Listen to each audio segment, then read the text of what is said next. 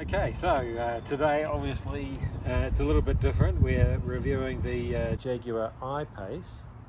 Now I have driven one of these once before, back in 2019, about 4.5 years ago.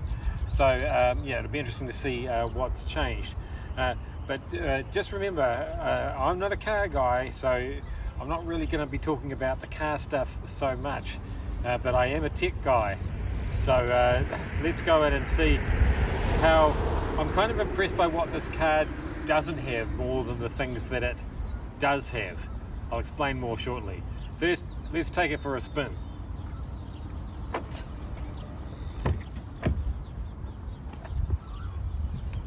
Oh, hang on, this is the passenger side. I'll just duck around here. Okay, so here we are in the I-Pace.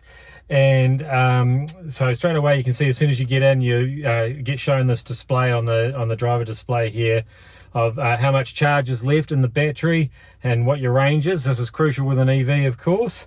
And I'd have to say I'm a little bit disappointed with the range of the I-Pace. There are a lot of other vehicles out there, EVs out there, that go a lot further than this on a full charge now. On 100%, I'm going about 380 so Ks with the aircon on. And yeah, I would have thought by now Jaguar would have figured out how to squeeze a little bit more out of the battery. But anyway, that's certainly enough if you're driving around town. Cross country, you're not going to get from one end of the country to the other, of course. Let's start things up, and I'll show you a few other features that I do like about this car. The first of which being the feature that isn't there. As I just mentioned, it's what's not in this car that really appeals to me. Guess what isn't here?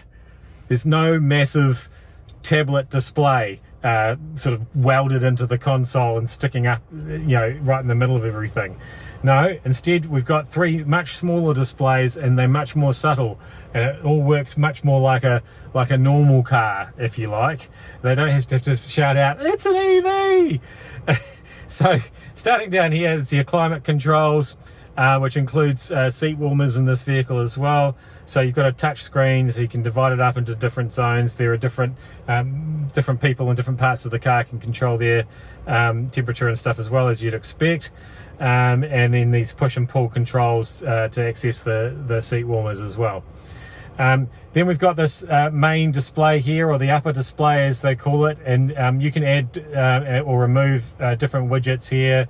So there's things like, what's impacting on the energy. So the air conditioning is the main thing at the moment. That's it's going to cost you about 17 Ks of a full charge if I run the air conditioning the way that I am at the moment. Worth it.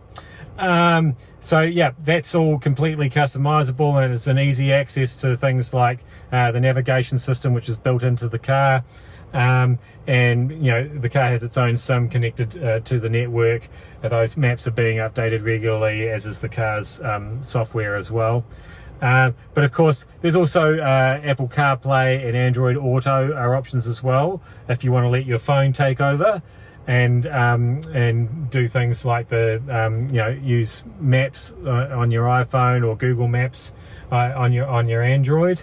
And then that's the display that will come up on the screen when you're using it. The thing I really like about, here we go. Here's the camera display, so it shows you a representation from overhead of any proximity alerts that are going on when you're backing out of the garage.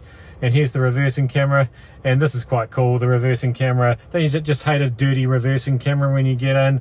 And so we push that button, and there we go. It washes the reversing camera. Hope you saw that from behind there. So the thing I like most about this main or upper screen, though, is we can turn it off. Yep. Who doesn't love a nice black screen? There's really no need to have it on if you've got everything set up the way you want, right? I love being able to turn stuff off, especially in an EV. Every little bit of electricity counts, right? And we can just get back to that with a little tap there. Now, The driver display here, that's also fully customizable, believe it or not. So at the moment we've got a single dial there which shows me the speed in the middle and battery information on the outside, when the battery's being charged by braking or slowing, when it's being depleted by acceleration, and how much battery's left there. But yeah, we can customize that. So if we just use this little thumb wheel here, we can change it to a 2-dial display, separate out the speed and the battery information with the map in the middle, or we can change that info panel. We can make it, there you go, there's our trip summary, you know, how much power we're using, you know, and how far we've gone on our trip. So if we put it back to the to the 1-dial display rather, so you can actually have nothing on those panels, just a pretty picture of the car if you want, or map on one side, your media or on the other, whatever.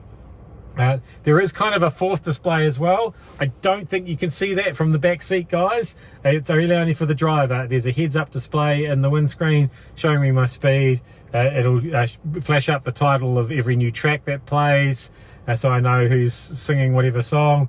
And also if you're using the built-in I-Pace navigation system, then every turn you need to take will flash up as well, and then disappear once you've turned the corner. There's one more cool thing that I'd like to show you here. So here's a rear vision mirror. Now I'm going to show you some vision from outside the car shortly, and you'll see that the back window of this car is quite small, and if there are people sitting in the back seat, it's quite hard to see past them with that mirror there like that. So luckily Jaguar give you this option instead. So you've got this nice clear view using a camera that's mounted down the back, so it's actually far better view than you get from a normal rear vision mirror, because this is actually taken from outside the car, you know, behind you, and then you won't miss anything that's coming up behind, and that works really well and really clearly in whatever lighting conditions. So there you go, just a few of the cool gadgets in this wonderful vehicle. There is just one thing I would change though. What could that be? Okay, I think we're all agreed this is a pretty awesome car, and it runs really quiet and smooth inside. But you know how I was talking about how you can turn off the screen and you can turn off the complications on the driver's display? There's just one more thing that I wish you could turn off, but I've not been able to figure out how to do it. So when you get up in the middle of the night to go to work and breakfast radio, there might be, I don't know, 5 other people in my house who are all still trying to sleep. And if they hear this when I reverse out of the garage, now I know that doesn't sound loud in here, if you can hear it at all, but outside the car, yeah, it's not ideal. Even if I could just turn it off, you know, temporarily.